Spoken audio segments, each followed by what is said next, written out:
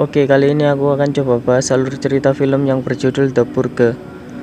Dimulai dari tahun 2014, Partai Politik New Founding Father mengeluarkan undang-undang The Purge menyusul keruntuhan ekonomi Amerika Serikat. The Purge mengatur semua kejahatan. Semua itu diilegalkan atau diperbolehkan, mulai dari membunuh, memperkosa, menyiksa, merampok selama 12 jam setiap tahunnya. Dan semua layanan darurat, kantor polisi, dan rumah sakit juga tidak tersedia.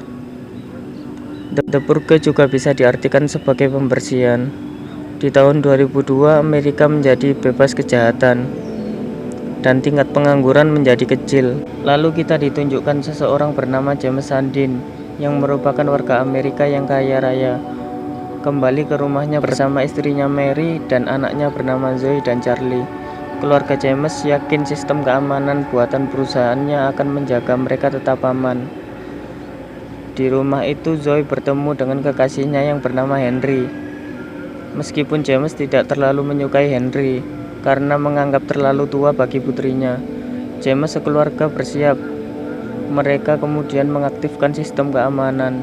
James sendiri membawa pistol untuk berjaga-jaga, dan The Purge pun dimulai.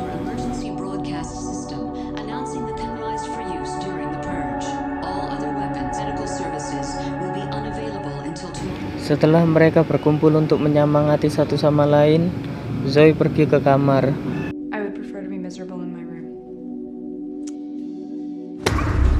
Dia kaget karena mendapati Henry yang menyelinap masuk sebelum sistem keamanan rumah James diaktifkan.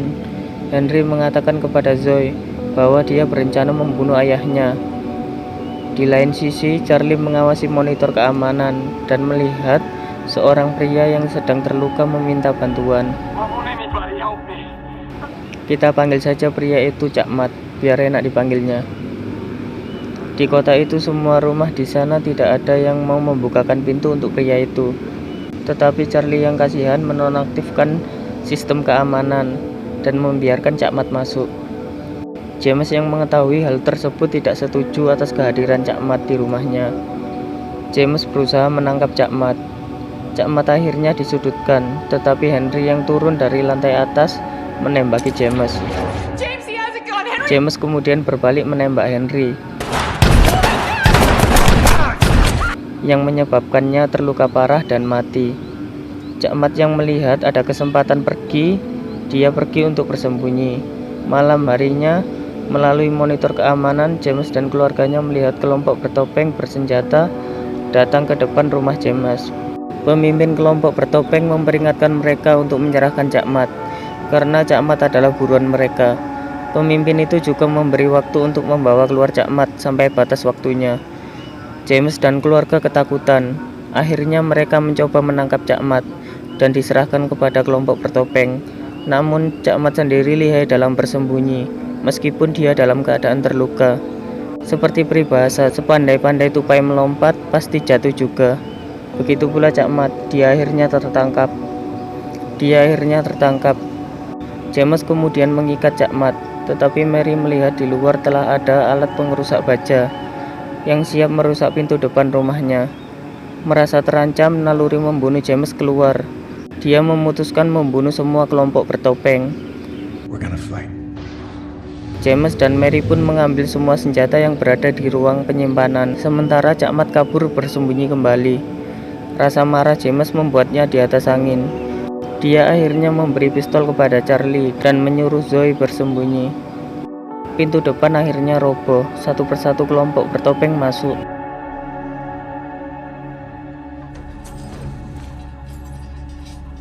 James berhasil membunuh 4 anggota geng bertopeng sebelum bahunya ditikam oleh pemimpin mereka.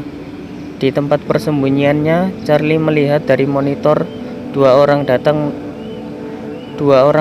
dari luar menembaki orang yang berada di mobil kelompok bertopeng. Mary yang kurang agresif akhirnya tertangkap oleh 2 orang bertopeng. Dia disiksa sebelum dibunuhnya. Namun belum sempat membunuh Mary, kedua bertopeng itu dibunuh duluan oleh 2 orang tetangga James yang lain.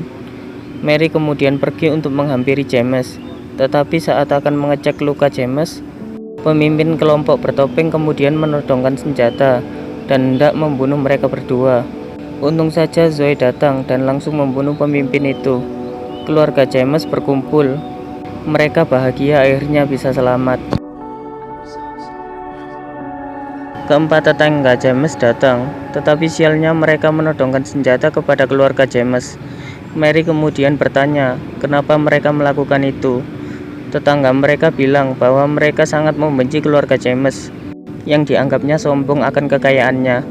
Mereka tidak bisa membunuh keluarga James karena keluarga James mempunyai sistem keamanan. Tetapi sekarang sistem keamanan itu telah rusak, dan mereka mempunyai kesempatan untuk membunuh keluarga James. Mary memohon kepada mereka agar melepaskan dan mengampuni anak mereka, karena mereka hanya anak-anak yang tidak bersalah. Tetapi mereka tidak mau mendengarkan, dan saat hendak menarik pelatuk tiba-tiba Cak Mat datang dan menembak salah seorang di antara mereka. Kemudian Cak Mat menyandera seorang lagi. Cak Mat menyuruh mereka untuk menyerahkan senjata mereka. Kemudian mereka semua duduk bersama Mary di sebuah meja, dengan Cak Mat yang masih siaga di belakang Mary.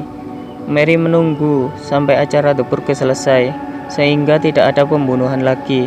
Tetapi salah seorang tetangga kemudian merebut senjata. Untung saja berhasil dihentikan Mary dan diberi hadiah tonjokan senjata ke arah muka. Tetangga James meminta agar Mary membunuh mereka semua, tetapi Mary menolak. Setelah beberapa menit mereka duduk terdiam. Jam telah menunjukkan bahwa acara The Purge telah selesai. Mary mengampuni semua tetangganya dan menyuruhnya pulang. Sementara Cak Mat juga pamit pergi. Tak lupa Mary mengucapkan banyak terima kasih, dan film pun usai.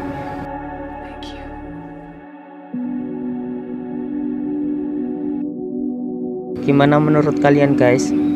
Komen di bawah ya, jangan lupa subscribe, karena subscribe kalian berarti bagi kami. Salam sekeluarga.